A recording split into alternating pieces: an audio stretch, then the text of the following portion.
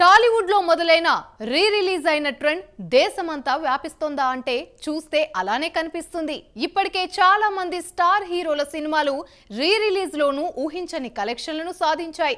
చిరంజీవి, నాగార్జున, బాలకృష్ణ, వెంకటేష్ ఇలా సీనియర్ హీరోల నుంచి ఆ తర్వాత తరం హీరోల వరకు అందరి సినిమాలు రీ రిలీజ్ చేశారు. ఈ ట్రెండ్ నచ్చి కోలీవుడ్ కూడా బరిలోకి దూకింది. రజనీకాంత్, కమల్ హాసన్, విజయ్, అజిత్ లాంటి స్టార్ హీరోల సినిమాలు రీ రిలీజ్ చేయటంలో తమిళనాట కూడా వర్కౌట్ అయింది. ఇంతకీ రీ రిలీజ్ ట్రెండ్ కొత్త సినిమాల మీద ఎఫెక్ట్ పడుతుందా? ఎందుకు రీ రిలీజ్లు చేస్తున్నారు? ఏమిటా స్టోరీనో ఇప్పుడే తెలుసుకుందాం.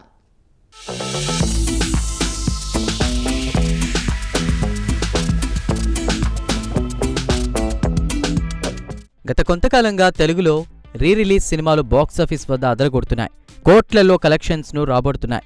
ఈ రీ రిలీజ్ ట్రెండ్ కమర్షియల్ గా వర్కౌట్ కావడంతో ప్రొడ్యూసర్స్ బ్లాక్ బస్టర్ మూవీలను మరోసారి థియేటర్లోకి తీసుకొచ్చేందుకు సిద్ధమవుతున్నారు. నెక్స్ట్ వీక్ లో 2 సూపర్ హిట్ మూవీస్ తెలుగు ప్రేక్షకుల ముందుకు రాబోతున్నాయి.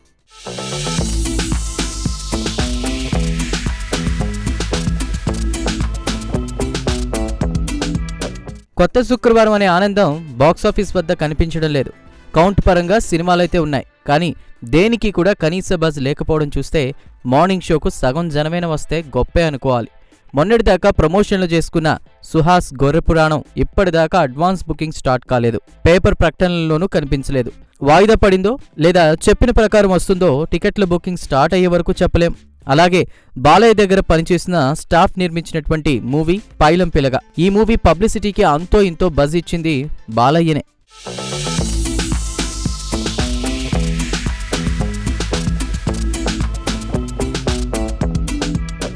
ఇవి కాకుండా chiclets, hide and seek, beach road Chetan, Manyam Dheerudu Seetharamaraju, 100 crores అనేటువంటి స్మాల్ బడ్జెట్ మూవీలు కూడా లైనప్లో ఉన్నాయి. ఈ మూవీస్ కంటే రీ రిలీజ్ల హడావిడి థియేటర్ల దగ్గర ఎక్కువగా కనిపిస్తోంది. అందుకేనేమో బయ్యర్లు కూడా తక్కువ బడ్జెట్తో రీ రిలీజ్ చేసి ఎక్కువ లాభాలు కళ్ళజూస్తున్నారు. రజనీకాంత్ శివాజీకి భారీ రెస్పాన్స్ ఉంటుందని ట్రేడ్ వర్గాలు ఎక్స్పెక్ట్ చేస్తున్నాయి. మూవీ లవర్స్ ఎప్పటి నుంచో వెయిట్ చేస్తున్న బొమ్మరిల్లు మూవీకి మంచి విడుదల దక్కేలా దిల్ రాజు ప్లాన్ చేస్తున్నారు.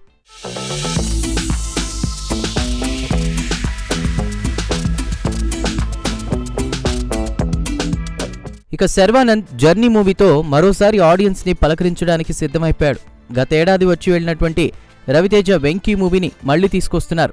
దీంతో ఒకే వారం ఇన్ని రీ రిలీజ్లు ఈ మధ్య కాలంలో జరగలేదని ట్రేడ్ వర్గాలు కామెంట్ చేస్తున్నాయి.